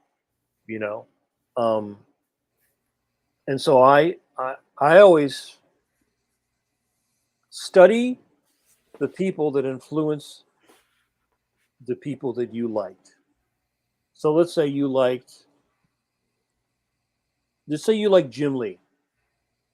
Look at the people that Jim Lee liked, and then look at the people that those people liked. And what you will probably find is some root things going back that get picked up and messed around with each person, with each generation, right? You may find something that's more pure that will affect what you do rather than just imitating or being totally influenced by just one person's approach. Mm-hmm. Cool. That's a great question. Last one of the night, and we're going to pay the water bill. Eternity Forever. It's still my favorite thing. Was it Ron Friends who said Eternity Forever, or the live stream was the funniest thing ever? Eternity asks, what's the one thing any of you could do to simplify your art processes to make the job less difficult? Con travel or business practices apply? I'll do a thing for travel, and I want to do down the line. I think it would be cool to do like a round table with some other voices here. Like I think about Tom Zoller a lot, who is like always on the go and has such really sound business advice. Now that I'm in a place where I'm kind of like back in the world traveling again, figure out ways to automate some of the things that you have to do that may drive you insane. Like if you are going to the airport a lot, figure out a way to make that not so hectic for yourself. I just had this scenario not too long ago where I try my best, if I can somehow manage it, to not rush everywhere. Like I had the option of catching a red eye from the West Coast last week that would get me home at 7 a.m, going through like 3 time zones. And I knew I would just be pudding the rest of the week if I did that. So I just opted to leave in the morning, just to keep, thinking about the long haul of, 7 days, 3 time zones. And I knew I would just be pudding the rest of the week if I did that. So I just opted to leave in the morning, just to keep, thinking about the long haul of, 7 days, 3 time zones. And I knew I would just be pudding the rest of the week if I did that. So I just opted to leave in the morning, just to keep, thinking about the long haul of whatever your month looks like. Like, don't punish yourself by trying to fit it in if it doesn't fit. Does that make sense? Were you like Christopher Reeve, like turning the earth back? Ah! Right. So, I mean, and another way that looks like is, and again, this is just if you can make it work. I've learned over several Baltimore Comic Cons that I would rather come in, pause, Thursday night and then just wake up, have breakfast, and go to the show Friday afternoon because it starts late, than drive in on Friday morning. And then you get there and you're stuck in rush hour traffic. And all the parking spaces are gone. And right. It's a mess. And then I'm a sweaty mess. And everybody's like, oh, nice of you to show up, JN. The show started 2 hours ago. Like, you're already starting off on a bad foot. But if you kind of do a little preparedness, or, I'm not great at this, but maybe even stay a day after the show ends. I'm not good at that. But, knowing that you had to check out of your hotel room Sunday morning, and then the show's over Sunday afternoon, and then you got to get out of there in Orioles traffic. And it's just like, oh man, why didn't I just stay another day and just have dinner and just, you know what I'm saying? So those little things are meaning a lot more to me the older I get. Anybody else want to add to that? No, you guys do more shows than I do. So. Well, it could be about anything, Mike. Even if it's like art process, like, scan twice, cut once, I would say be organized. Try to be organized. Try to stay organized. And try to give yourself, if you think it's going to take you 4 days, give yourself 6. Mm-hmm. Give yourself some buffer. Now, I'm pretty good at this point, but being able to look at something and go, well, it's going to take me however long to do it, right? If you're not quite sure, and if you have a problem, tell the people you're working with, I have a problem, right? I'm going to be late. I am going to be late. And even if it is not an ideal situation, people would rather know that you're going to be late or you need an extra day, rather than going like, hey man, I was expecting that thing. Where is that? It's hard to be creative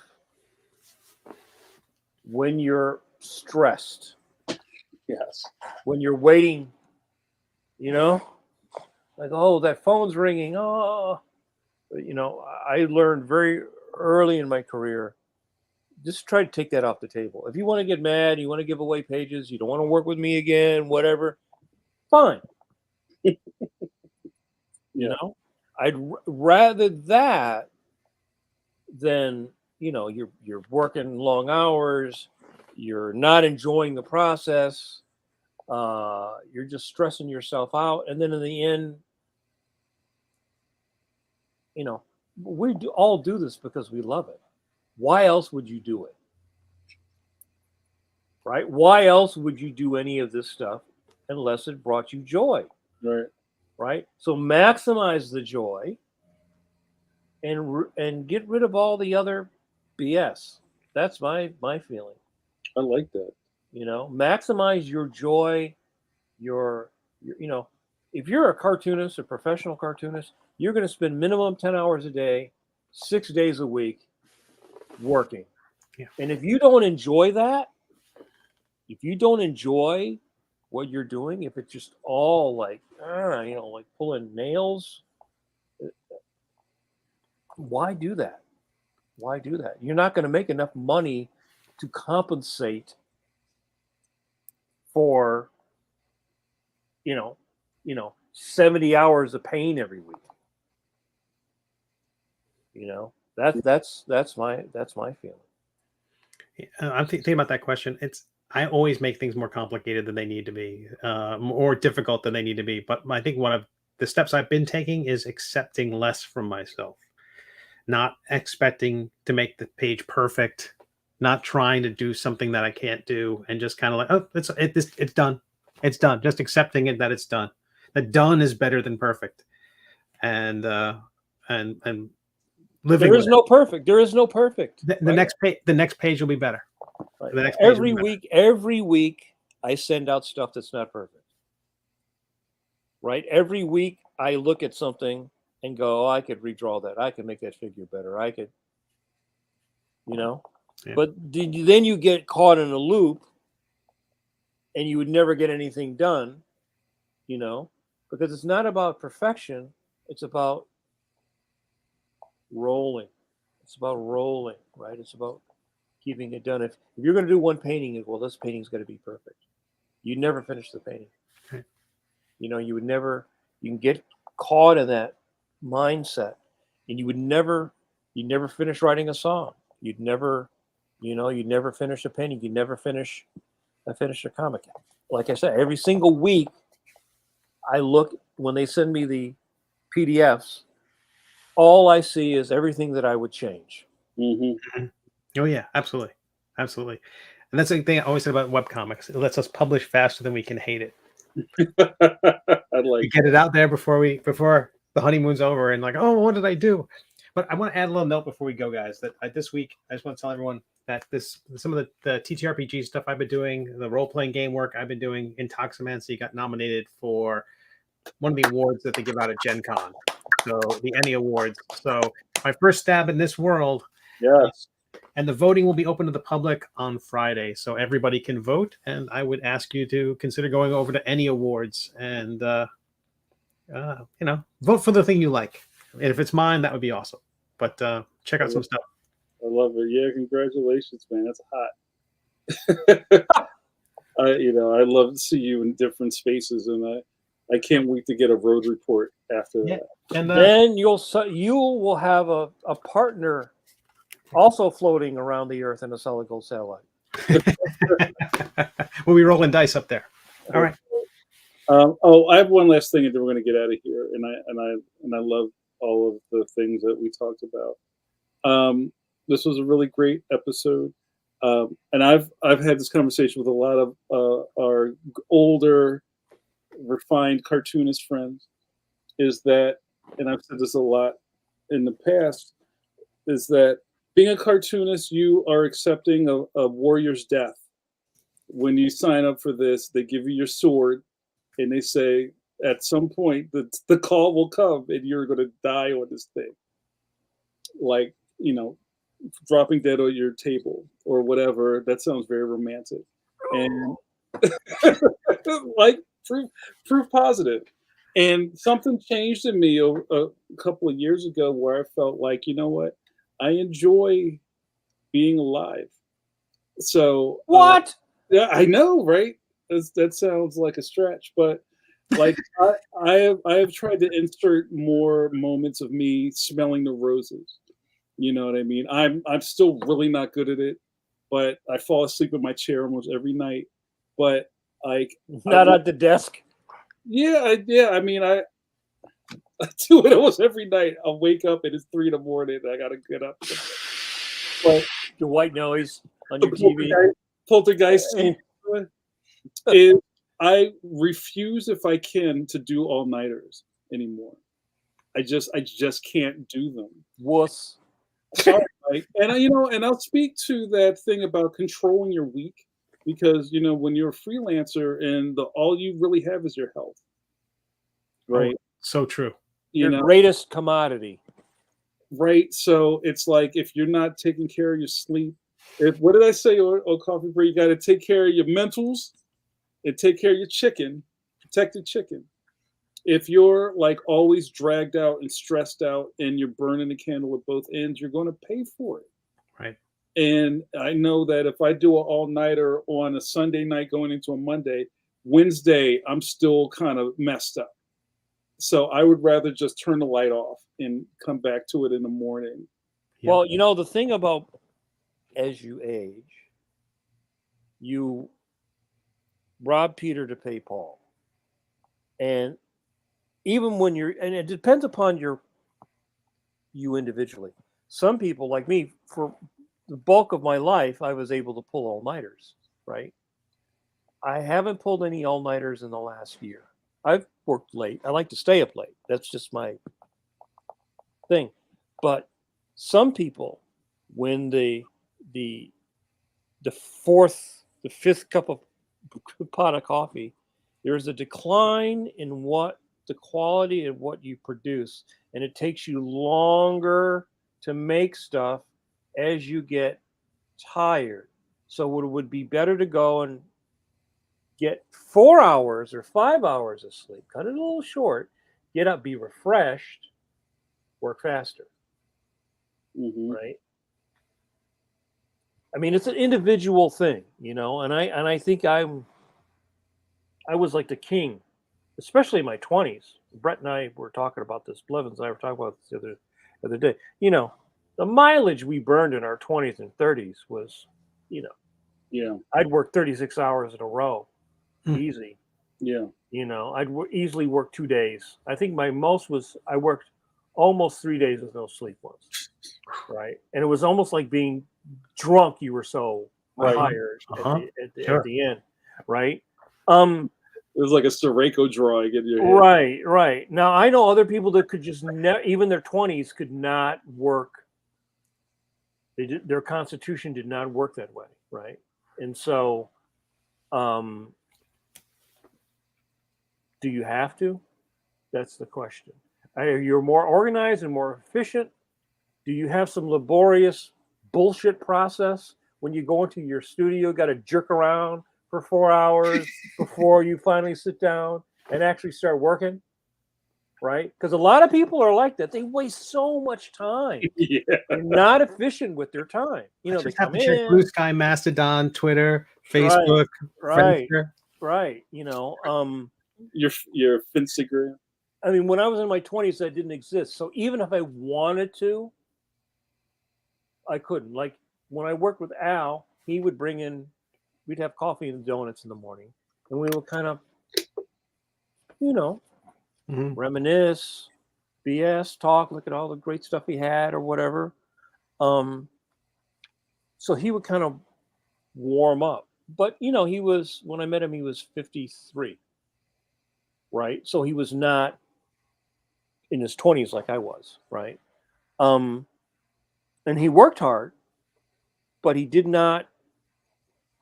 would come back late sometimes after dinner and put in a little time if they were close on a deadline on like Daredevil or something. But it's in the end, to me, is whether the reward for doing that pays off. Like I felt like at that time, working extra, doing extra work, doing extra books, doing extra stuff, I got payback in my career for doing that. I don't feel if I was doing that now, it would. I don't feel it would reward me in the way that it rewarded me in the 80s and even in the 90s. Yeah. Right. And I think we're in a time where no one will ever tell you not to do it. Your health may tell you not to do it. Your wife or your girlfriend or your boyfriend may tell you not to do it. Your dog will be like, "What the fuck is wrong with you?" Like I remember right over there when I would be working really late when I had my two dogs. They would come upstairs. And this would be 4 or 5 in the morning. They would come and stand in the door and they'd look at me like, "What the fuck is wrong with you? Why aren't you sleeping like us?" And they'd go in there and they'd hop on the bed and like, "Okay, see ya." Yeah. So, I would not burn myself. I will work late. And sometimes, you get going, you get hot, you get that hot hand after, a lot of times, this is just for me, maybe other people's diminishing returns. After dinner, after day is done and I start working, at midnight, I might get a hot, it's just flying. He's heating up. Right. And so that afterburner might last till 3 or 4. And I sometimes could get more done in that concentrated 3 or 4 hours right before you get to that point where, it burns and then it falls off. But I think that's just the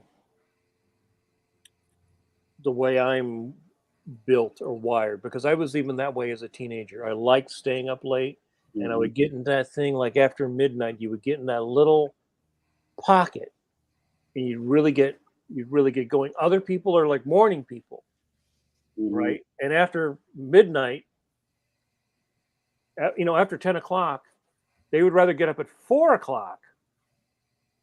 Right? They'd rather get up at 4 o'clock. So listen to your body. I would say that to anyone who is younger, because you can wreck yourself. Listen to your body. How do you feel? Do you feel that the trade-off is worth it? You can work hard, but you also have to work smart. Just working hard and not working smart is not working. Is dumb. The wise sage Ice Cube once said, "Check ye-self, lest ye wreck thyself." Wasn't that Stan Lee? I say thee, nay, Cube. Guys, we had a fantastic conversation. It's always great to see the chat full of luminaries and our regular pencilers. Thank you guys so much. We could keep talking, but we're already over time. We got to get out of here because come on, all-nighter. Let's have an all-nighter. We should do that. We should have an all-nighter podcast. Let's see who can really last. Learn nothing. Have we really last? So we'll all start drawing chainmail and cars at 4 o'clock in the morning. And then we get to go to Denny. That's right. Get to go to Denny's and have that like pot of coffee that tastes like it's been cooking since Thursday.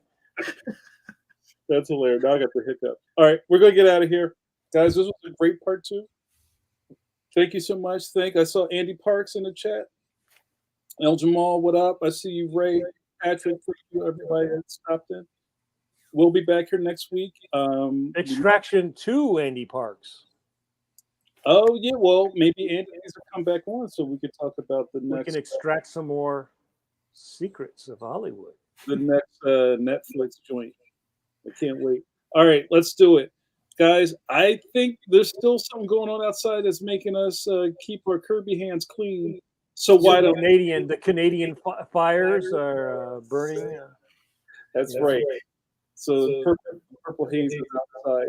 So I for you to watch those Kirby hands. Only use 30% of your energy while doing it, though. That's right. Yeah, tell him, Patrick. 30%. That's it. Guys, thank you so much. Love you the most. We'll see you next time. Thwip.